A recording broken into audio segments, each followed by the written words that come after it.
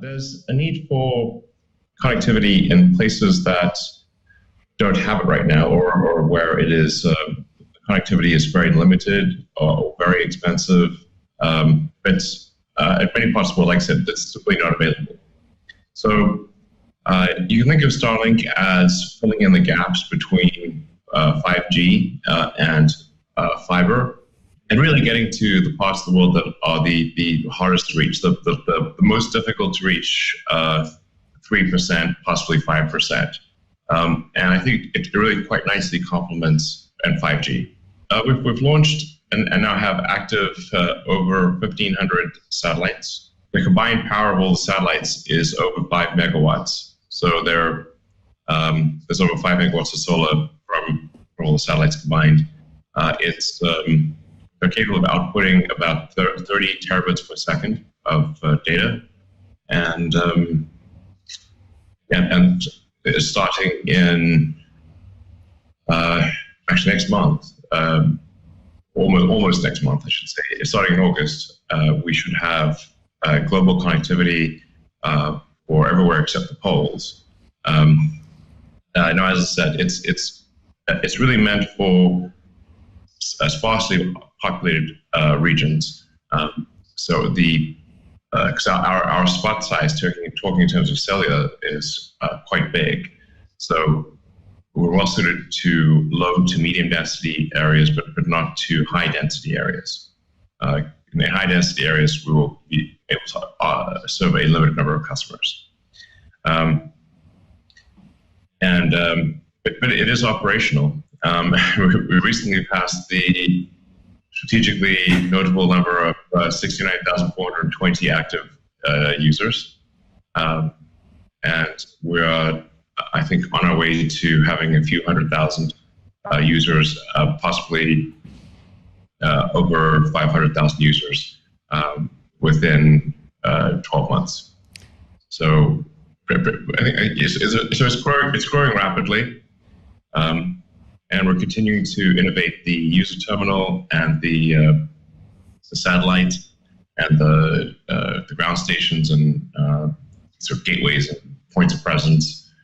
And then notably for Starlink, relative to, say, other satellite communication systems, we are at around 500 kilometers, whereas the geosynchronous satellites are around 36,000 kilometers. So latency for a Starlink system is similar to latency for ground-based fiber and 5G. So we're expecting to get latency down under 20 milliseconds.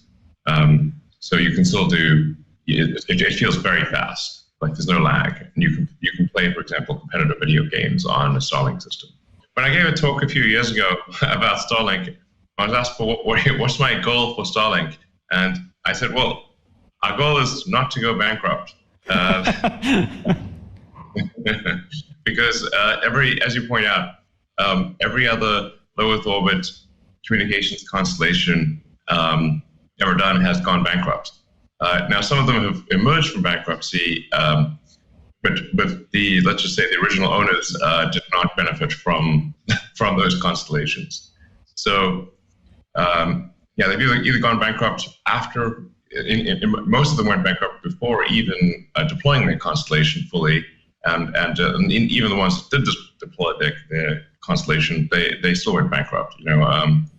So step number one for Starlink is don't go bankrupt.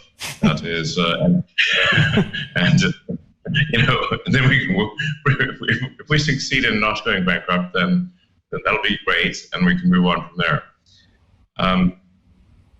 But I do think from a technology standpoint, Starlink is quite different from prior LEO constellations in that the technology that we're deploying is very advanced.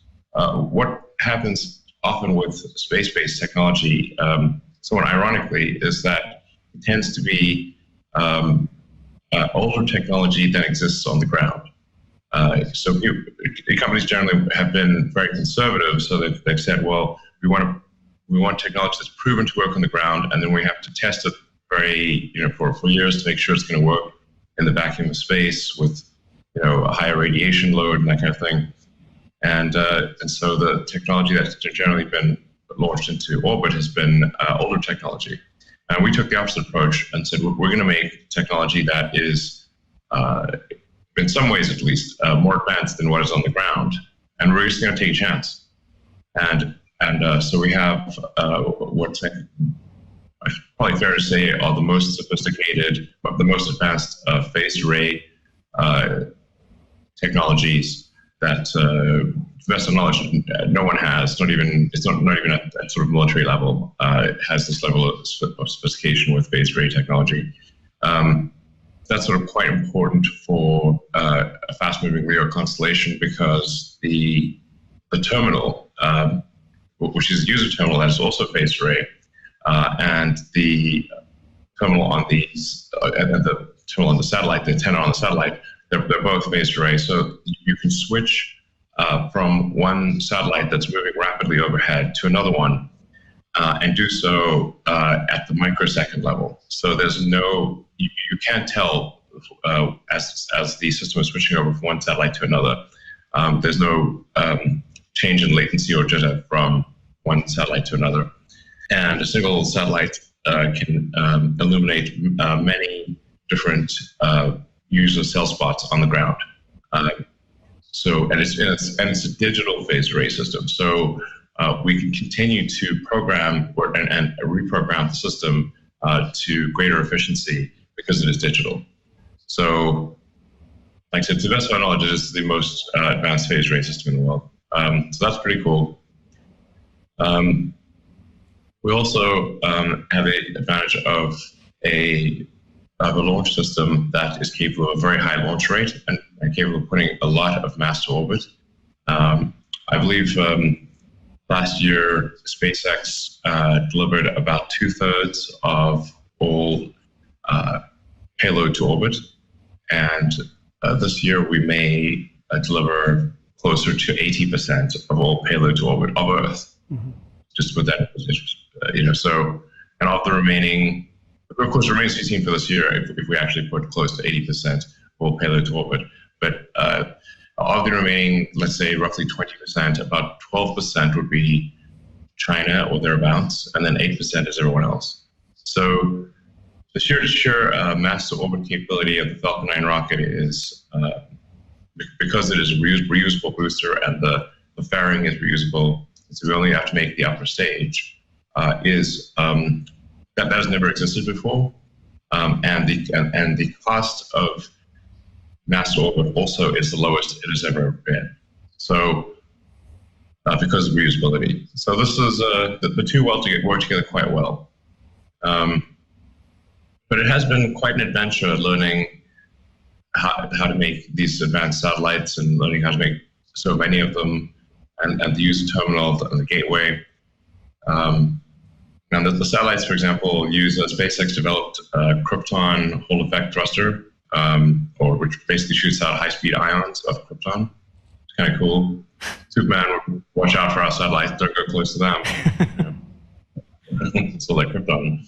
Getting close to launching satellite 1.5, which has laser inter-satellite links. And that'll be used especially for continuous connectivity over the Arctic and Antarctic regions, or basically the high polar regions, the high latitude regions. And then next year we'll start launching version 2 of our satellite, which will be significantly more capable.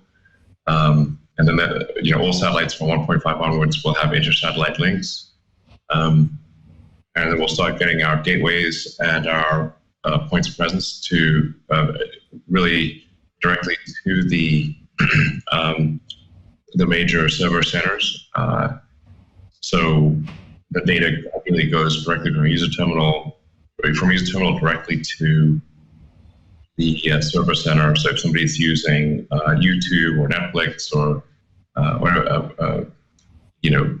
Google search or Xbox, whatever the case may be, Amazon Web Services, the data flows in the shortest path possible, thus minimizing latency and jitter. So even if big chunks of the internet go down, then you still have connectivity. So I'm pretty excited about the future. It's looking, we're getting overconfident, but it's looking quite positive. And like I said, just it serves as a great natural complement to major telco, fiber, and 5G. So right now we're basically, it's like $500 to order a dish, and it's about the same. It's the same price everywhere in the world. The only thing that changes from one country to the next is our taxes and import duties. So it's the same price everywhere in the world. We're taking into account sort of exchange rates and import duties and transport and stuff like that. So, and then it's $100 a month. I mean, to be totally frank, we are losing money on that terminal right now. That terminal costs us more than $1,000.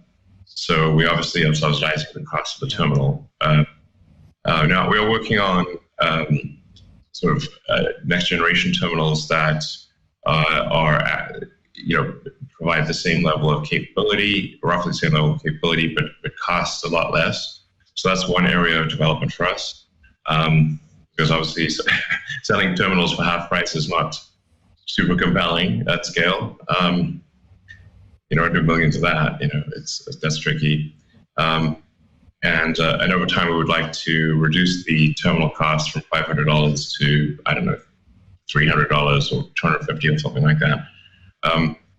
We do make it very easy to install. So because we knew that our customers would be all over the world, often in very remote regions. SpaceX was really started with the goal of trying to make life multiplanetary, or making as much progress as possible towards making life multiplanetary.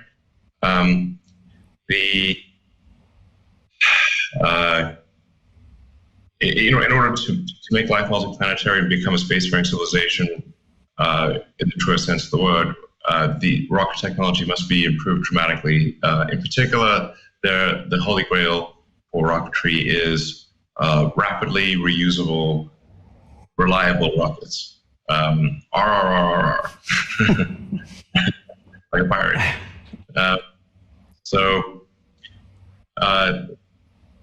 With Falcon 9, we've achieved, I think, the most efficient reusability of any rocket to date. We've got boosters now that have flown 10 times, and some that are slated to fly 20 or possibly 30 times. So this is a lot of reuse that we're getting.